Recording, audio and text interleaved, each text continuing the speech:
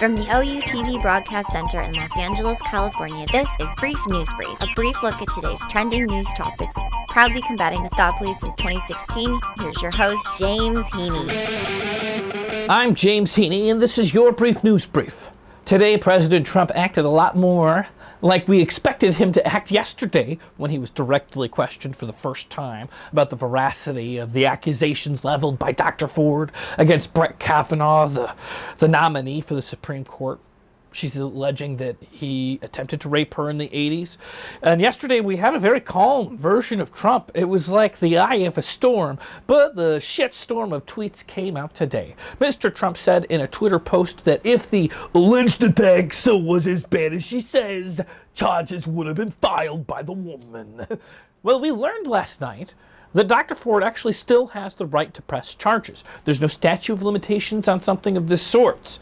In fact, even if Kavanaugh is confirmed to the court, Dr. Ford could still press charges against him, which, pressing those charges, would open up the investigation of a sitting U.S. Supreme Court justice.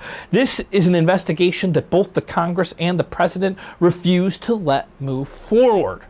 Dr. Blasey declined the invitation to testify on Monday, but through her lawyer, she said she's open to testifying later under several different conditions. She said that she'd be willing to speak with senators on the committee as long as she wasn't questioned by lawmakers and outside counsel. And I think the reasoning is if they're not going to open this investigation beforehand, then there should not be legal representation. It doesn't seem fair for her unless she's going to pay big bucks to prepare.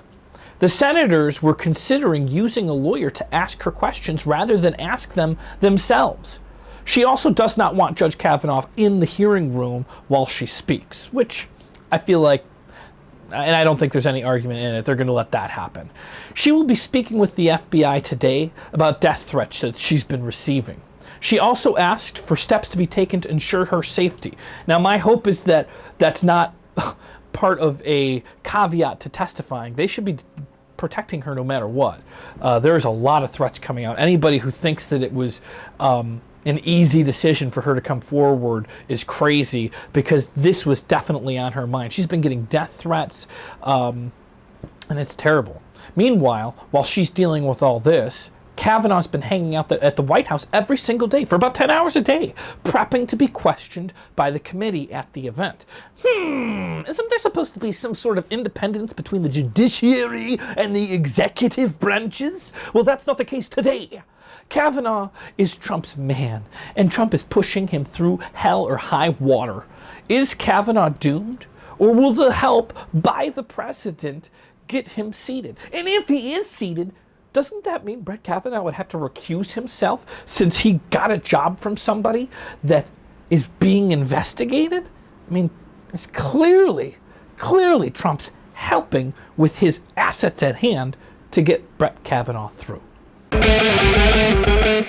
Adults who want to ride an electric scooter without a helmet may soon do so without risking a ticket, thanks to Governor Jerry Brown, who signed a thing on Wednesday. It's great. I have always thought the freedom of not keeping my brain safe was impeding on my fun times.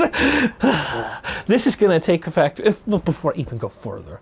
I actually wear a helmet when I ride a bird scooter, but I don't think it should be the law. It should be anyone's right to make their brain a jelly bean.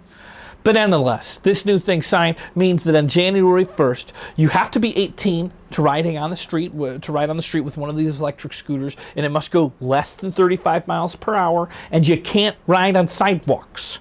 Brown's signing of the law comes as cities across California and the nation heed to warnings of potentially serious injuries sustained from falls or accidents from these e-scooters. This week, we saw the first e-scooter fatality. A 24-year-old Dallas man died Thursday after falling off of a Lime scooter and was then killed by blunt force injuries to his head. Lime has pledged to launch an investigation into the fatality. This has so far been deemed as an accident and not a scooter malfunction, so you can't blame Lime scooters. But for whatever reason, it seems that scooter riders feel like they're invincible, as if they can weave through traffic and sidewalks as they please. But beware of head injuries. Even though this new helmet optional law is getting, pushed through, consider that maybe, despite not having a law that forces you to do it, you should protect your jelly bean. It's an important jelly bean.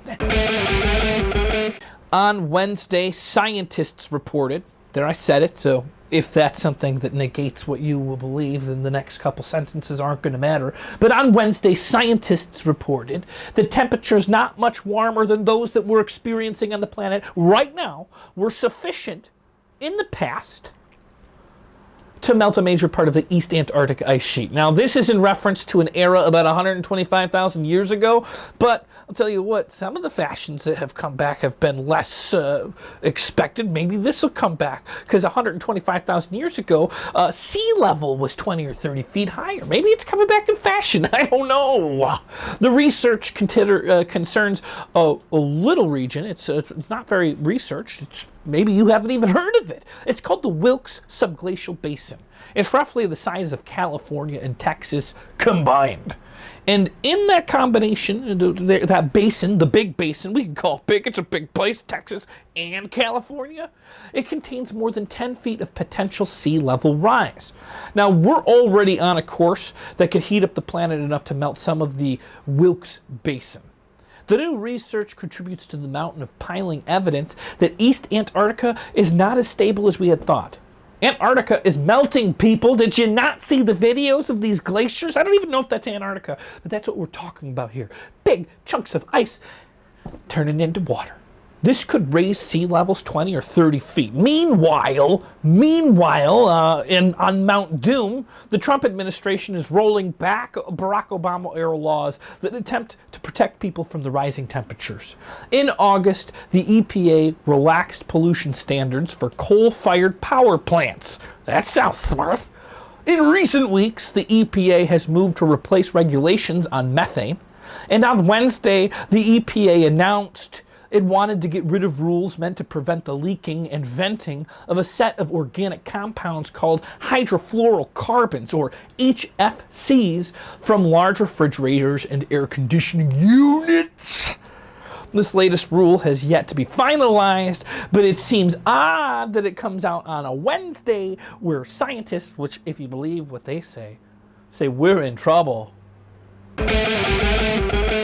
Wacky scientists are at it again. They're getting octopi. Octopuses? Octopus? Plural for the eight-legged sea creature. They're getting them high on MDMA, aka MOLLIE, Molly. The goal of this peculiar study is to probe the evolutionary history of octopi behavior.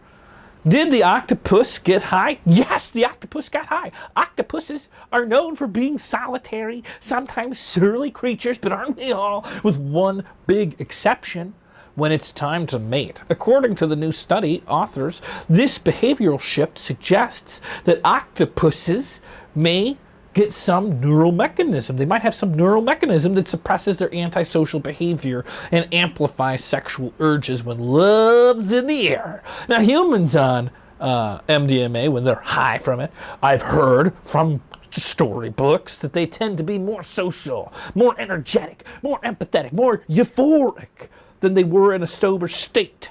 The study suggests that serotonin has served for a social function in living creatures for a long, long time. Because octopuses, they got some history here on the planet.